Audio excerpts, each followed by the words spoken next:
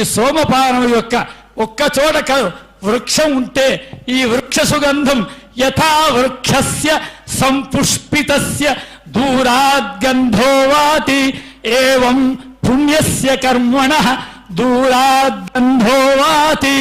ఎవరింట్లోనే మంచి సంపెంగ వృక్షం రాత్కేరాణి వృక్షం పెడితే ఆ వృక్షం యొక్క వాసన యజమాని కంటే చుట్టూ పరిసరంలో ఉన్న వాళ్ళందరికీ ఎలా అనుభవంలో వస్తుందో ఈ సోమయాగం యొక్క ఫలం కూడా ఒక్కరికి కాదు, ఇది మొత్తం యావత్ బ్రహ్మాండం ఇక్కడి వరకే కాదు ద్విలోకం వరకు అక్కడికి చేరుతుంది.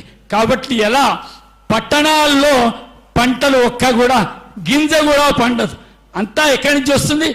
పల్లెటూరు నుంచి వస్తుంది. ఇక్కడి నుంచి అక్కడికి కరెంటు ధనము సప్లై చేసినట్టు దేవతలకు మనకు